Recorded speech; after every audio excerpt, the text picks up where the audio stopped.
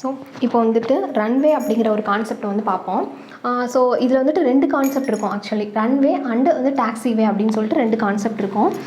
இது வந்து ரன்வே வந்து மேக்ஸிமம் வந்து எதுக்காக யூஸ் பண்ணுவாங்க அப்படின்னா டேக் ஆஃப் அண்ட் லேண்டிங் பண்ணுறதுக்காக மட்டும்தான் யூஸ் பண்ணுவாங்க. ஆனால் வந்து டாக்ஸிவே அப்படிங்கிறது வந்து எதுக்காக யூஸ் பண்ணுவாங்கன்னா, இப்போ வந்து லோடிங் பண்ணியிருப்போம் இல்லையா, இப்போ ஏர்போர்ட் வந்துட்டு நம்ம வந்து ஏரோப்ளேன் வந்து லோடிங் அண்ட் அன்லோடிங் பண்ண ஏர்போர்ட்டை வந்து ஏரோப்ளேன்ஸ் இருக்கு இல்லையா, அதை வந்து இது ரன்வேக்கு கொண்டுட்டு வர ஒரு பாதை தான் வந்துட்டு டாக்ஸிவே அப்படின்னு சொல்லுவாங்க. இப்போ வந்து டாக்ஸிவே ரன்வேவை வந்து எப்படி டிஃப்ரென்ஷியேட் பண்ணலாம் அப்படின்னு சொன்னால், டாக்ஸிவே வந்து எப்போவுமே வந்து என்ன கலரில் வந்து மார்க்கிங் பண்ணியிருப்பாங்க அப்படின்னா எல்லோ கலரில் வந்து மார்க்கிங் பண்ணியிருப்பாங்க. ஆனால் வந்துட்டு ரன்வேவோட மார்க்கிங் வந்து எப்படி இருக்கும் அப்படின்னா ஒயிட் கலரில் வந்து இருக்கும். ஸோ அதுக்கடுத்து வந்து டாக்ஸிவேவோட காம்பனன்ட்ஸ் வந்து பார்ப்போம். டாக்ஸிவேல வந்து 2 காம்பனன்ட் இருக்குது. ஏப்ரான்ஸ் அண்ட் தென் வந்து ஹேங்கர்ஸ் அப்படின்னு சொல்லிட்டு 2 கான்செப்ட் இருக்குது. ஏப்ரான் அப்படிங்கிறது வந்து எதுக்காக அப்படின்னா பார்க்கிங் பர்பஸ்க்காக ஏப்ரான் அப்படிங்கிறது வந்து பார்க்கிங் பர்பஸ்க்காக யூஸ் பண்ணிக்கிறோம். ஹேங்கர்ஸ் அப்படிங்கிறது வந்து ரிப்பேர் பர்பஸ்க்காக யூஸ் பண்ணுறோம்.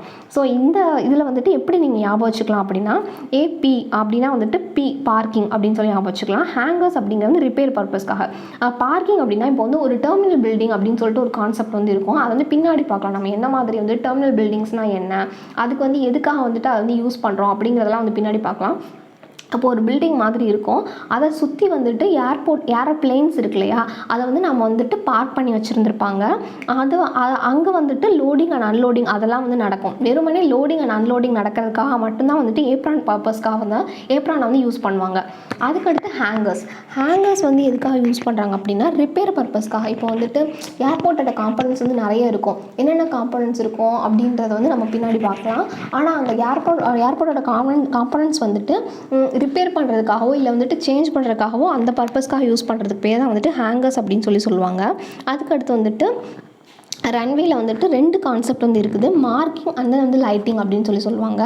மார்க்கிங் வந்து எதுக்காக யூஸ் பண்ணுறாங்க அப்படின்னா, பகல் பொழுது இருக்கு இல்லையா, பகலில் வந்துட்டு ஏரோப்ளேன் வந்துட்டு ரன்வேவோட இதுக்கு வந்துட்டு வர்றதுக்காக வந்துட்டு நம்ம வந்து பார்க்கிங் வந்து யூஸ் பண்ணுறோம். அதுக்கடுத்து வந்து லைட்டிங் வந்துட்டு நைட்டு இரவு பொழுதுகளில் வந்துட்டு அந்த ஏரோப்ளேன் வந்து அந்த இடத்துல வந்துட்டு போகிறதுக்காக டேக் ஆஃப் அண்ட் லேண்டிங் பண்ணுறதுக்காக வந்துட்டு நம்ம வந்து லைட்டிங் யூஸ் பண்ணுறோம். ஸோ இப்போ நம்ம என்னென்ன கான்செப்ட் பார்த்துருக்கோம் அப்படின்னா, ரன்வேனா என்ன, டாக்ஸிவேனா என்ன அப்படிங்கிற டிஃப்ரென்ஸ் பார்த்துருக்கோம். டாக்ஸிவேவோட காம்பனன்ட்ஸ் பார்த்துருக்கோம்.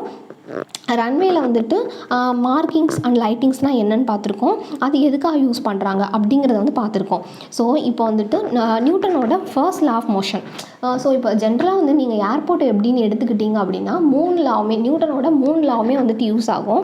என்னென்ன அப்படின்னா, ஃபஸ்ட்டு வந்துட்டு நியூட்டனோட first law, second law, third law எல்லாமே வந்து நம்ம பேசிக் கிளாஸில் வந்து படித்தது தான். நம்ம 10th இல்லை வந்துட்டு 6th 7th 8th அதுகளிலே வந்துட்டு நம்ம ஃபிசிக்ஸில் வந்து படிச்சிருப்போம் இல்லையா. அந்த கான்செப்ட் வந்துட்டு எப்படி வந்து இந்த ஏரோப்ளேன் ஓட டேக் ஆஃப் அண்ட் லேண்டிங் அதுக்கப்புறம் வந்து அதோட ஆப்ரேஷனல் பர்பஸ்க்கு யூஸ் ஆகுது அப்படிங்கிறது இங்கே பார்க்கலாம். ஸோ ஃபர்ஸ்ட் வந்துட்டு நியூட்டனோட ஃபர்ஸ்ட் லா ஆஃப் மோஷன் என்ன அப்படிங்கிறத வந்து ஃபஸ்ட்டு சொல்லிடுறேன். நியூட்டனோட இது வந்துட்டு என்ன இருக்குன்னா, an object in motion will remain in motion unless net force acts on it. அது இப்போ வந்து ஒரு பொருள் வந்து எப்போவுமே வந்துட்டு அது வந்து இயக்கத்திலேயே வந்து இருக்கும், இல்லைனா வந்துட்டு ரெஸ்ட்டில் வந்து இருக்கும். இது எப்போ வந்து இருக்கும் அப்படின்னா, ஒரு எக்ஸ்டர்னல் ஃபோர்ஸ் வந்துட்டு அதில் வந்து ஆக்ட் ஆகும் இல்லையா, அது வந்து ஆக்ட் ஆகி அதோட இனர்ஷியா வந்து மாற்றுறதுக்கு வரைக்கும் வந்துட்டு ஸ்டேஜ் வரைக்கும் வந்துட்டு அது வந்து மோஷன்லேயோ இல்லை வந்துட்டு அது வந்து இதுலேயோ இருக்கும். அது வந்து மோஷனில் இருக்கும், இல்லைனா வந்துட்டு இது ரெஸ்ட்டில் இருக்கும். ஸோ இதுதான் வந்துட்டு நியூட்டனோட ஃபர்ஸ்ட் லா. அதுதான் இந்த ஃபர்ஸ்ட் லா வந்து எப்படி வந்து ஏரோப்ளேனோட டேக் ஆஃப் அண்ட் லேண்டிங்கில் வந்து அப்ளை ஆகுது அப்படின்னா, இதில் வந்து ஒரு ஃபோர்ஸ் இருக்கும், ட்ராக் ஃபோர்ஸ் அப்படின்னு சொல்லுவாங்க, த்ரஸ்ட் ஃபோர்ஸ் அப்படின்னு சொல்லுவாங்க. ஸோ ட்ராக் ஃபோர்ஸ் அப்படிங்கிறது வந்துட்டு ஏரோப்ளேனை வந்து பேக்கில் இழுக்கிறதுக்காக வந்து ட்ராக் அப்படின்னா என்ன அப்படின்னு சொல்கிறேன். ட்ராக் அப்படின்னா ஒரு ஏரோப்ளேனை பின்னாடி இழுக்கிறோம் இல்லையா, அதுக்கு பேர் தான் வந்துட்டு ட்ராக் அப்படின்னு சொல்லுவாங்க. த்ரஸ்ட் அப்படின்னா வந்துட்டு முன்னாடி போகிறது இருக்கு இல்லையா, முன்னாடி போகிறதுக்கு வந்துட்டு யூஸ் ஆகிற ஃபோர்ஸ் தான் வந்துட்டு த்ரஸ்ட் அப்படின்னு சொல்லுவாங்க. இப்போது ஒரு ஏரோப்ளேன் வந்துட்டு டேக் ஆஃப் ஆகணும் அப்படின்னா த்ரஸ்ட் ஃபோர்ஸ் வந்து த்ரஸ்ட் ஃபோர்ஸ் வந்துட்டு ட்ராக் ஃபோர்ஸை விட அதிகமாக இருக்கணும். ஸோ பேசிக்காக கான்செப்ட் என்ன அப்படின்னா, த்ரஸ்ட் ஃபோர்ஸ் கிரேட்டர் தான் ட்ராக் ஃபோர்ஸ் அப்படிங்கிற கான்செப்ட் வந்ததுன்னா அப்படின்னா அந்த ஏரோப்ளேன் வந்து டேக் ஆஃப் இதுக்கு அப்படிங்கிற கண்டிஷனுக்கு வந்துட்டு யூஸ் ஆகுது அப்படின்னு அர்த்தம். அதுக்கடுத்து வந்துட்டு லேண்டிங் அப்படிங்கிற கண்டிஷனுக்கு என்ன அப்படின்னா, இந்த ஏரோப்ளேன் வந்துட்டு thrust force is less than அந்த ட்ராக் ஃபோர்ஸ் அப்படிங்கிற கான்செப்ட் வந்துச்சு அப்படின்னா அது வந்து நியூட்டனோட ஃபர்ஸ்ட் லா ஆஃப் மோஷன் வந்து அந்த ஏரோப்ளேனோட இதில் வந்து அப்ளை ஆகுது. ஓகேங்களா? அதுக்கடுத்து நியூட்டனோட செகண்ட் லா வந்து இதில் வந்து எப்படி அப்ளை ஆகுது அப்படின்னு சொல்கிறேன். இதில் வந்துட்டு pressure equal to force by acceleration அப்படின்னு சொல்லுவாங்க. So pressure equal to force by acceleration அப்படி இருக்கு இல்லையா? ஆக்சலரேஷனோட ஃபார்முலா என்ன அப்படின்னா change in velocity by time taken. So இதை வந்து ஃபார்முலா வைஸ் நம்ம வந்து பார்க்கலாம். ஃபஸ்ட்டு வந்து தியரிட்டிக்கலாக வந்துட்டு அந்த இது வந்து எப்படி வந்து அப்ளை ஆகுது, இந்த ஏரோப்ளேனோட இதில் வந்து எப்படி அப்ளை ஆகுது அப்படிங்கிறது பார்க்கலாம். So pressure equal to force by acceleration அப்படின்னு சொல்லுவாங்க.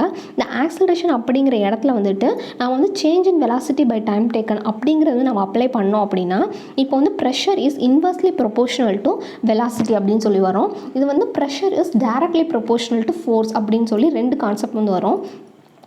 இது வந்து எதுக்காக வந்து யூஸ் பண்ணுறாங்க அப்படின்னா ப்ரெஷர் இப்போ ஜென்ரலாக வந்து நம்ம வந்து யூஸ் பார்க்கலாமே. இப்போ வந்து ஒரு குறிப்பிட்ட ஒரு பைப்பே எடுத்துக்கோங்களேன். நீங்கள் வந்து ஒரு சின்ன பைப்பை எடுத்துக்கோங்க. அதில் வந்துட்டு ஒரு குட்டி பைப்பில் வந்துட்டு ப்ரெஷர் வந்து அதிகமாக இருக்கும். அப்போ வந்துட்டு வெலாசிட்டி ஆஃப் வாட்டர் இருக்கு இல்லையா, அது வந்து ரொம்ப வந்து கம்மியாக இருக்கும் அந்த இடத்துல. இதே வந்து ப்ரெஷர் வந்து அதிகமாக இருக்கும்போது, ஸோ இது வந்துட்டு பைப்போட அளவு வந்து அதிகமாக இருக்கும்போது அதில் வந்து ப்ரெஷர் வந்து கம்மியாக இருக்கும். அப்போ வந்து வெலாசிட்டி ஆஃப் வாட்டர் வந்து ரொம்ப வந்து அதிகமாக இருக்கும். அது வந்து பேசிக்காக என்ன சொல்ல வரேன் அப்படின்னா வாட்டரோட கான்செப்டை வந்து நம்ம வந்து அப்படியே வந்து ஏருக்கு வந்து அப்ளை பண்ணுறோம். இப்போ வந்து ஒரு குட்டி பைப் இருக்கு இல்லையா, அந்த பைப்பை எடுத்துக்கிட்டோம் அப்படின்னா அதில் வந்துட்டு ப்ரெஷர் வந்து அதிகமாக போடுறோம். அப்படிங்கிற பட்சத்தில் அந்த இது தண்ணியோட வேகம் வந்து ரொம்ப வந்து கம்மியாக இருக்கும். ஆனால் வந்துட்டு பைப்போட அகலம் வந்து அதிகமாக இருக்கும்போது அதில் வந்து ப்ரெஷர் வந்து ரொம்ப வந்துட்டு கம்மியாக இருக்கும். கம்மியாக இருக்கிற பட்சத்தில் அந்த தண்ணியோட வேகம் வந்து ரொம்ப அதிகமாக இருக்கும். ஸோ வந்துட்டு pressure is basically inversely proportional to velocity. அதுக்கடுத்து வந்துட்டு pressure is directly proportional to force. இப்போது நம்ம வந்து ஏரையும் வந்து ஒரு ஃப்ளூயிட் அப்படிங்கிற கண்டிஷன் வச்சுட்டு நம்ம வந்து இந்த இதை வந்துட்டு நம்ம வந்து இந்த இதை வந்து இதில் அப்ளை பண்ணி பார்க்குறோம். ஓகேங்களா?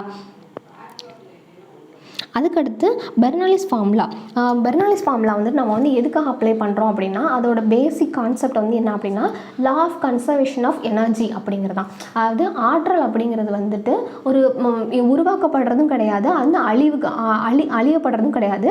அது ஒரு இதிலிருந்து ஒரு ஸ்டேட்லேருந்து இன்னொரு ஸ்டேட்டுக்கு வந்து கன்வெர்ட் ஆகும். அதுதான் வந்துட்டு பெர்னாலிஸ் ஈக்குவேஷன் அப்படின்னு சொல்லுவாங்க.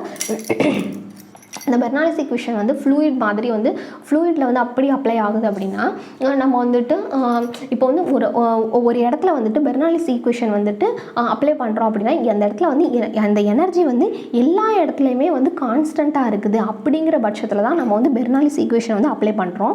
ஸோ இதில் வந்துட்டு என்ன இருக்கும் அப்படின்னா potential energy, kinetic energy plus pressure energy எல்லாமே வந்துட்டு கான்ஸ்டன்ட் அப்படிங்கிற ஒரு அசம்ஷனை வந்து நம்ம வந்து பேஸ் பண்ணிட்டு தான் நான் வந்து பெர்னாலிஸ் ஃபார்முலா வந்து யூஸ் பண்ணுறோம். சரிங்களா? பொட்டன்ஷியல் எனர்ஜி அப்படின்னா என்ன? பொட்டன்ஷியல் எனர்ஜி அப்படின்னா ஒரு இதை வந்துட்டு இப்போ வந்து டேம் இருக்கு இல்லையா, வாட்டர் டேங்க் இருக்கு இல்லையா, இப்போ வந்து வாட்டர் டேங்க்கில் வந்துட்டு நம்ம வந்து ஒரு தண்ணியை வந்து ஒரு இடத்துக்கு மேலே கொண்டு போய் வைக்கிறோம். ஸோ அதை வந்து மேலே கொண்டு போய் வைக்கும்போது அது வந்து ஸ்டாக்னண்ட்டாக இருக்குது. ஸோ அப்போ வந்து தண்ணி வந்து தண்ணி இல்லைன்னா ஏதாவது ஒரு ஃப்ளூயிட் வந்துட்டு அது வந்து அதோட ஸ்டேட் வந்து ஸ்டாக்னண்ட்டாக இருந்து அது வந்துட்டு ப்ரெஷரை வந்து ஃபார்ம் பண்ணுது. அப்படிங்கிற பட்சத்தில் அது வந்து பொட்டன்ஷியல் எனர்ஜி அப்படின்னு சொல்லுவாங்க.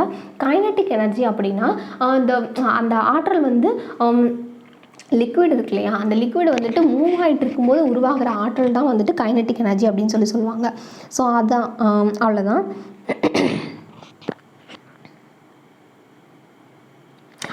நியூட்டனோட தேர்ட் லா ஆஃப் மோஷன் வந்து இதில் வந்து எப்படி அப்ளை ஆகுது அப்படின்னா for every action there is an equal and opposite reaction. இது வந்து ரொம்ப பேசிக்கான ஒரு நியூட்டனோட தேர்ட் லா. இது வந்து எப்படி அப்ளை ஆகுது அப்படின்னா நம்மளோட ஃபியூவல் வந்து கம்பஸ்ட் ஆகி அது வந்து பின்னாடி போகும்போது அந்த ஏரோப்ளேன் வந்து முன்னாடி போகும் அப்படிங்கிற கான்செப்ட்லேயும் அப்ளை ஆகும். அதுக்கடுத்து ஃபர்ஸ்ட் வந்துட்டு மேலே இந்த ஏரோப்ளேனோட டாப் போர்ஷனில் வந்துட்டு எப்படி இருக்கும் அப்படின்னா லோ ப்ரெஷர் வந்து இருக்கும். அதோட பாட்டம் போர்ஷனில் வந்து ஹை ப்ரெஷர் இருக்கும். இது எப்படி அப்படின்னா நம்ம வந்துட்டு ஒரு ஆல்டிடியூட் வந்து இப்போ வந்து நம்ம வந்து உயரம் அதிகமாக ஆக நம்ம வந்து என்ன பண்ணுறோம் அப்படின்னா காற்றோட அழுத்தம் வந்து குறைவாகுது, அதாவது ப்ரெஷர் வந்து குறைவாகுது அப்படின்னு சொல்லி சொல்கிறோம்.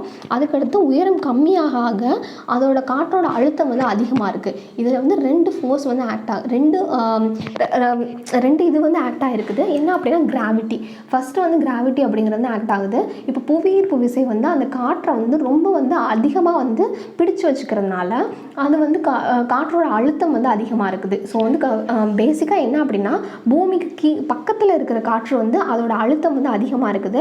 பூமிக்கு மேலே மேலே போக போக ஒரு ஆல்டிடியூடில் போகும்போது அதுக்கு மேலே போகும்போது காற்றோட அழுத்தம் வந்து ரொம்ப வந்து கம்மியாக இருக்குது. ஸோ அதுதான் கான்செப்ட்டு. ஸோ லோ ப்ரெஷர் அப்படின்னு சொல்லி சொல்கிறாங்க. அதுக்கப்புறமா வந்துட்டு லோ ப்ரெஷரில் இருக்குது அப்படின்னு சொல்லி சொல்கிறாங்க. அதுக்கப்புறமா in top of the aeroplane there is a low pressure at top and high pressure at the bottom. அது வந்து என்ன இருக்குது அப்படின்னா ஏரோப்ளைன் வந்து மூவ் ஆகிறதுக்கு வந்து யூஸ் ஆகுது. இப்போ வந்து மேலே இருக்கிற லோ ப்ரெஷர் இருக்கு இல்லையா, அது வந்து என்ன பண்ணும் அப்படின்னா கீழே இருக்கிற ஏரோட ஹை ப்ரெஷரில் இருக்க ஏரை வந்து சக் பண்ணி மேலே எடுத்துக்கும். ஸோ அதுதான். அதுக்கப்புறம் வந்துட்டு lift force greater than self weight of the aircraft. இது இந்த மாதிரி இருந்துச்சு அப்படின்னா அந்த ஏர்க்ராஃப்ட் வந்து ஃப்ளைங் கண்டிஷனுக்கு கரெக்டாக இருக்குது அப்படின்னு சொல்லி சொல்கிறாங்க. அது லிஃப்ட் ஃபோர்ஸ் அப்படின்னா அந்த ஏரோப்ளைன் வந்து பறக்கிறதுக்கு தேவையான விசை, அதுதான் வந்துட்டு லிஃப்ட் ஃபோர்ஸ் அப்படின்னு சொல்லி சொல்கிறாங்க. அது வந்துட்டு அதிகமாக இருக்கும் then the self weight of the ஏர்க்ராஃப்டோட அதிகமாக இருக்கும் பட்சத்தில் அது வந்து பறக்கிறதுக்கு வந்து ஏதுவாக இருக்குது அப்படின்னு சொல்லி சொல்லுவாங்க. இதில் லிஃப்ட் ஃபோர்ஸ் அதிகமாக இருக்குன்னா ஏரோப்ளைனோட வெயிட்டை வந்து விட அதிகமாக இருக்கும்போது அது வந்து பறக்கும். ஓகேங்களா. அதுக்கடுத்து தென் இந்த ஏரோப்ளைன் வந்து works on the principle of Bernoulli's theorem அப்படின்னு சொல்லி சொல்லுவாங்க. இப்போ வந்து என்ன இருக்கும் அப்படின்னா அதில் மேலே வந்துட்டு லோ ப்ரெஷர் இருக்கு இல்லையா, அப்போ வந்து கீழே இருக்கிற ஹை ப்ரெஷர் வந்து என்ன பண்ணும் அப்படின்னா அந்த ஏரோப்ளேனை வந்துட்டு மேலே வந்து தள்ளும். மேலே இருக்கிற லோ ப்ரெஷர் வந்துட்டு என்ன பண்ணும் அப்படின்னா அந்த கீழே இருக்கிற ஹை ப்ரெஷரில் இருக்கிற காற்றை வந்துட்டு சக் பண்ணி மேலே எடுத்துக்கும். அதுதான். ஸோ இப்போ வந்துட்டு என்ன அப்படின்னா ஏரோப்ளைனில் வந்துட்டு பறக்கிறதுக்கு தேவையான கண்டிஷன் என்ன அப்படின்னா கீழே இருக்கிற அதிகமான காற்று அழுத்தமுள்ள ஒரு காற்று வந்துட்டு அந்த ஏரோப்ளைன் வந்துட்டு மேலே வந்து தள்ளுது. அதுதான். இன் ஹை விண்ட் வந்து ஏர் ப்ரெஷர் அபோவ் ரூஃப் வந்து டிக்ரீஸாக இருக்குது. ஸோ இப்போ வந்து என்ன இருக்கும் அப்படின்னா மேலே இருக்கிறது வந்து இந்த ரூஃபோட இது இருக்குல்ல, இங்கே பாருங்கள் ஒரு நிமிஷம்,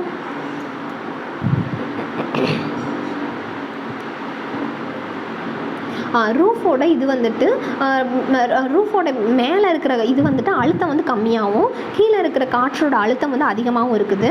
அதனால வந்துட்டு கீழே இருக்கிற காற்றோட அதிகமாக அழுத்தம் உள்ள காற்று வந்துட்டு மேலே இருக்கிற ரூஃப் வந்து பறக்க வைக்குது.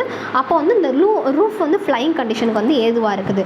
அதுக்கடுத்து நியூட்டனோட செகண்ட் லா ஆஃப் மோஷன் வந்துட்டு force directly proportional to CL rho A V square அப்படின்னு சொல்லி சொல்லுவாங்க.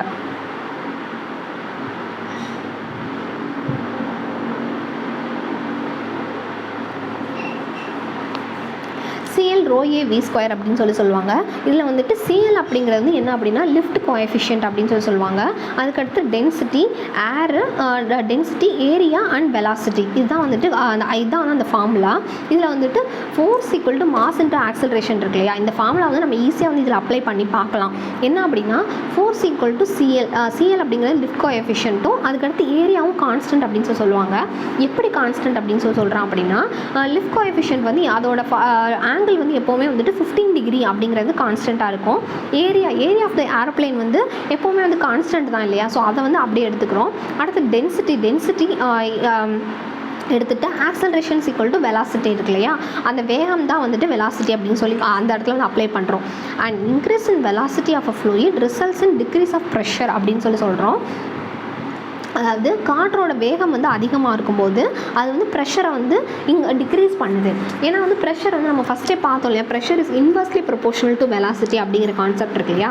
அப்போ வந்து force equal to mass into acceleration for a fluid flow and aerodynamics. அதுக்கடுத்து வந்துட்டு ஏர்ஃபாயில் ஷேப் வந்து எப்படி இருக்கும் அப்படின்னா ஏர்ஃபாயிலோட ஷேப் வந்து நம்ம வந்து எப்படின்னா ஸ்ட்ரீம் லைன் பாடி அப்படின்னு சொல்லி நம்ம வந்து